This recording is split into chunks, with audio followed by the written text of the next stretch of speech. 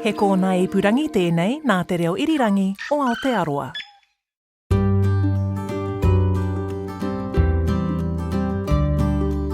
Kia ora, and a very warm welcome to the Kākāpō Files from RNZ. Ko Alison Balance Ahau. This podcast series is fully focused on New Zealand's giant flightless nocturnal night parrot, the very unusual and the rather wonderful Kākāpō. There are just 236 adults in existence, and they last bred 4 years ago. We are following this summer's breeding season, taking place on 3 remote islands, and gosh, what a breeding season it is turning out to be. This is episode 11, and we have a veritable Kākāpō baby boom on our hands. Last week, the first Kākāpō chick had just hatched, and this week we have... Actually, I don't even know yet, but we will find out very soon. Usually I do the updates first, but this week we're going to go bush first, and then catch up on the news. In Island Dispatch number 2 from Whenua Hou, I'm tagging along with Ranger Mahina, and we're off to spend the night near the nest of Rakiura, the star of the Kākāpō Cam live feed. We arrive at the nest tent on the far side of the island, where we will hopefully grab some shut-eye until Rakiura leaves the nest to feed, and Mahina checks in with the nest controller back at base. Whenua Hou base from Mahina, do you copy? Over. This is Whenua Hou base, Joanne speaking, over. Hi Joanne, just letting you know we made it to Rakiura's nest campsite and are ready whenever she comes off, over. Okay, when she comes off, we'll give you a ring. Thank you. Over. Rakiura has been off the last 2 nights, so we're hoping she'll get off tonight. Yeah, hopefully, and we have no idea when, but we'll see. Hopefully she'll come off and we can swap the egg out. That would be awesome. And we'll also be hoping it's not pouring with rain. Yes, yeah, that would be ideal. The little drizzles pass, so hopefully it's clear for a bit again.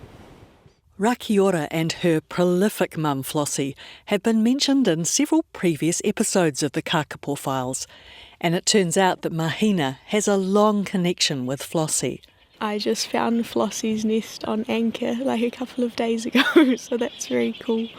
And she was on Hou until about a year ago, so it was cool to see her again.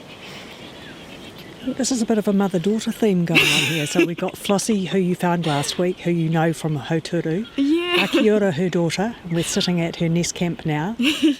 And a few days ago, when the first 2 eggs of Rakiura's were taken down to the incubator room, it was your mum Lee who took them.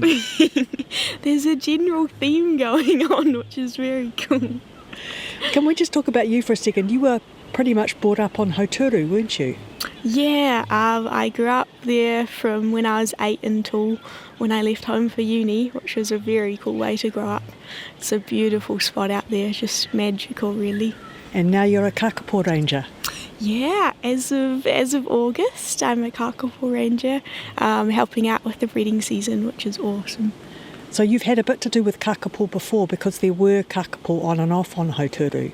Yeah, they came back to Hauturu in 2012, and there were sort of about 12 to 14 of them for a little while, I believe.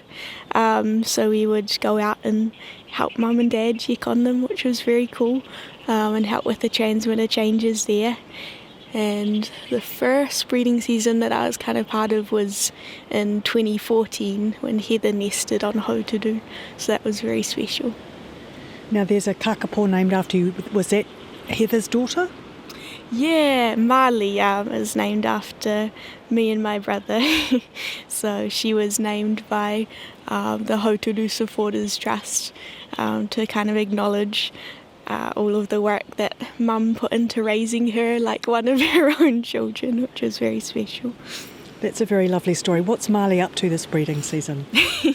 Marley is on Te Kākāpō on Shawkey Island this season, and we don't have any record of her mating or nesting yet, but most of the other females there have, so hopefully she'll do something this season. That would be very exciting. Now, speaking of nests, we are at Rakiura's. Yes. You do have a job to do tonight. Tell me what that's going to be. Yeah, so Rakiura has laid 3 eggs. The first 2 eggs have already been taken down to the hut and put in the incubators there to protect them. So tonight we have the youngest egg to swap out and take back, and we'll replace it with an infertile one in its place. And last week my mum put 1 infertile one in already, so then she'll have 2 infertile ones in her nest. And there's the radio going because you're not the only person out on the hill tonight. Yeah, lots of people out on the hill tonight. I think we're trying to do lots of nests because tomorrow night's meant to be a bit rainy, so we'll try and do lots of checks tonight. We sleep fitfully, serenaded by seabirds, and interrupted every so often by radio calls from the nest controller at the hut, alerting other Kākāpō rangers waiting at other nests that their bird has left. Rakiura is the last to go. Good morning, Mahina. Good morning. It's 5:40. You've got the radio call. Yes, she finally came off. I was listening to everyone else come off their nest and be like, oh, is she going to come off tonight? But she pulled through and came off for us. So we'll head down now and see how the egg's doing. And there's her entrance. So this is the people entrance. Yes, this is where we'll get in. The shortcut. This is Rakiura 3. Awesome. So there's some really strong veins there and looks like great development. So Mahina's going to take the infertile egg out of the box, put that in the nest and put the fertile egg in the box ready to carry. Good, and now you've got a very special hand delivery to make. Very carefully we'll take it back down the hill and pop it in the incubator, so I think I'll be taking it very slowly and carefully down the hill.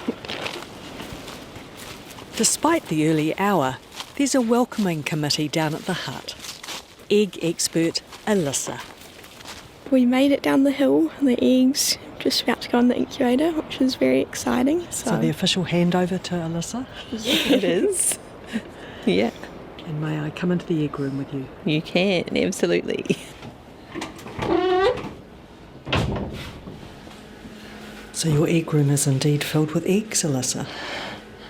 It has. There's been a lot of traffic coming in through the night, so there's a lot more eggs in here than there were last night. We've had another egg from Vori, and we've had some pura eggs, which is awesome. And we've had an egg from Alice, and Aranga, and Tumiki actually arrived this morning. A huge variety of mums. Yeah. Have any of the eggs been infertile, or were they all fertile ones that they're bringing out? Yeah, the vast majority have actually been fertile. There have been a few infertiles coming in though, but that's to be expected. And that funny noise is... That is all of the turning trays going one after the other. So that's just for the eggs get turned every half hour. Okay, so what are you going to do with Rakiura's egg?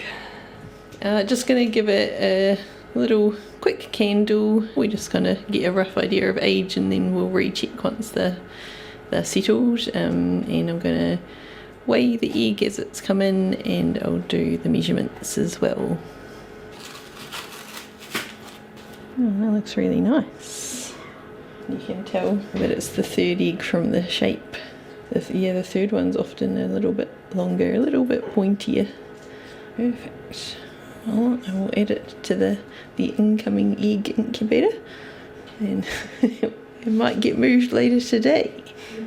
And each one has their mum's name and the egg number written on them, so it's like their individual code. Yeah, yep. So they all tell me in which order they were in the clutch, and who their mum is, and then every day we're doing a quick check and checking temperature, checking how their development's going, and checking their weight to make sure that's tracking well. And from there we can tweak humidity just to make sure they're doing exactly what they should be development-wise. The younger ones tend to need a slightly higher temperature. The older ones need a lower temperature because the embryo is growing and just generating a little bit more of its own heat. So, yeah, lots of shuffling now with all the younger eggs coming in, I think. Wonderful, what a lovely sight.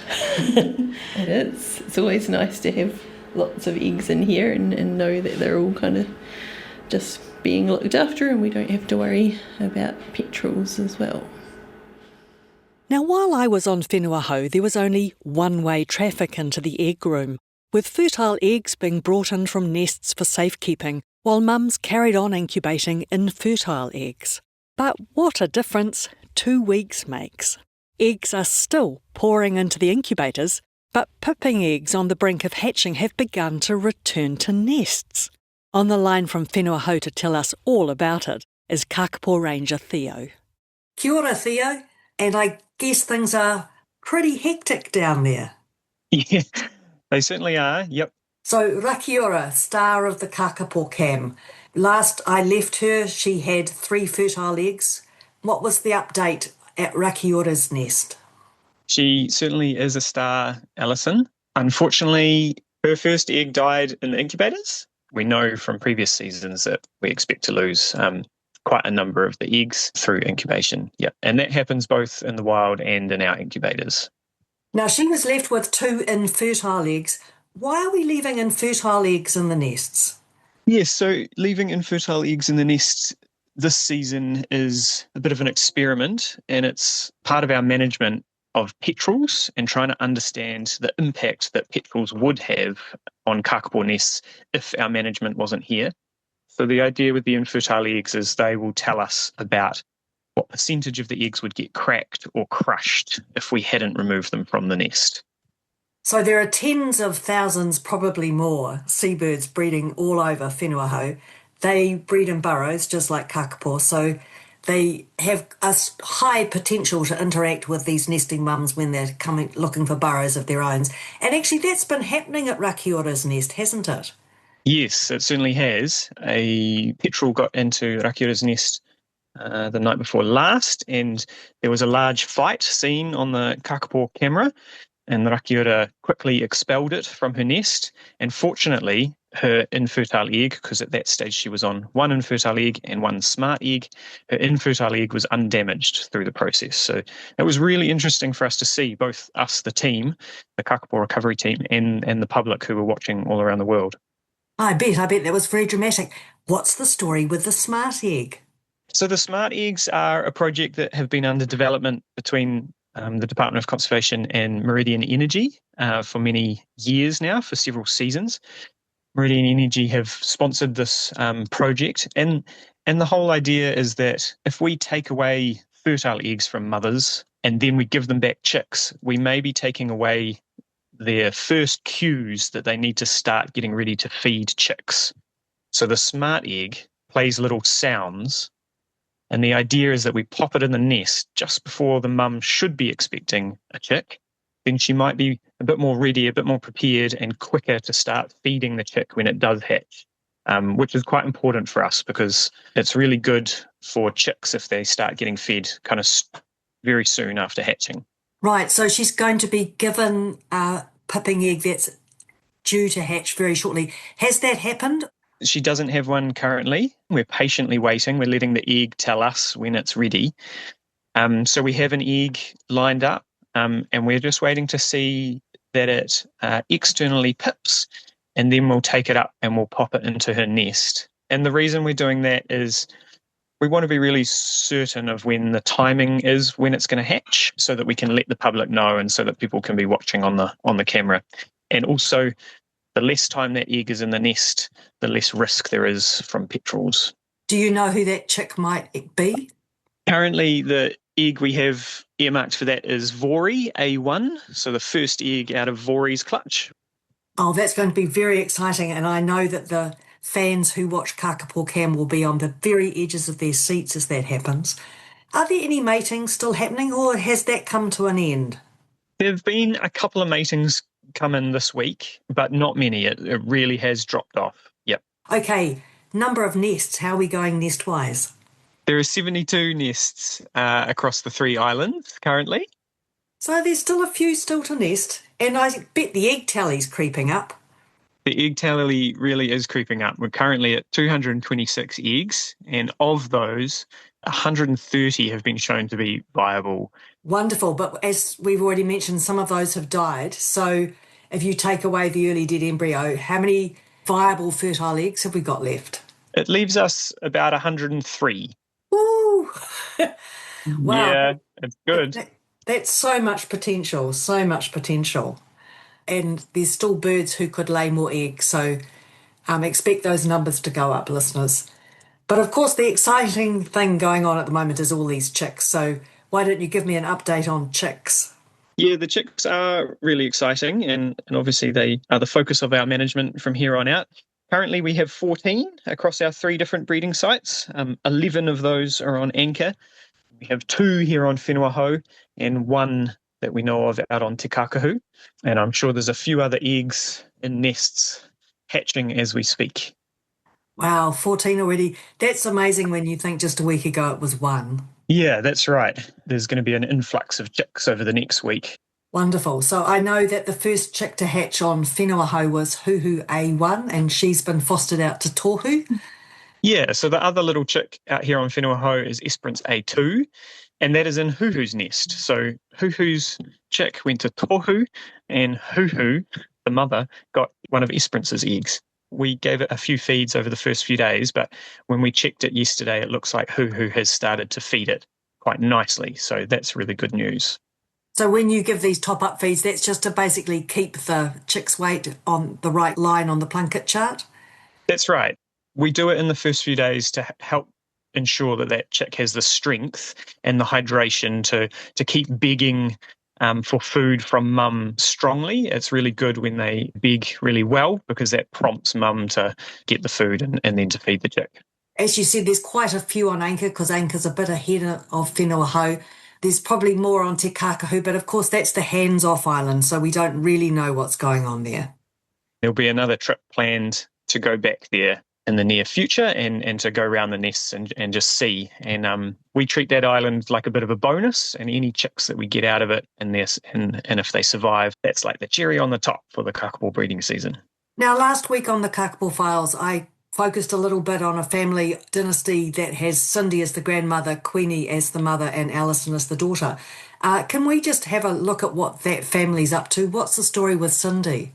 So unfortunately, this season, Cindy laid infertile eggs, 3 of them. Oh, no. And what about Queenie, her daughter? Yeah, so the great news there is that Queenie has laid 3 fertile eggs, which is particularly exciting for the team because she was also one of the birds that had artificial insemination this season. So we're quite excited to see who the father of those eggs might be. Lee and I last week found her in a nest, but I think she's a bit fussy and she relocated herself to a new nest. Is that right? Yeah, that's correct, Alison. And so when you found her, she hadn't yet laid. And so between when you found her and when she laid her first egg, she shifted into another nest cavity. Oh, well, good on her. But she's also, like Rakiura, been having some interactions with petrels? Yes, so a petrel got into her nest and disturbed her quite a lot. And so we've removed all her fertile eggs, and we also had to remove a dead petrel out of her nest, which in the process of defending her eggs, Queenie had killed. Kākāpō mums are very fierce in defending their eggs. And nothing from Alison yet. I know that she mated, but she doesn't seem to have nested. Alison is a tricky one. So Alison is on Anchor Island. She has mated, and from our remote data, it does look like she'll be on a nest. However, she's proving to be very hard to find.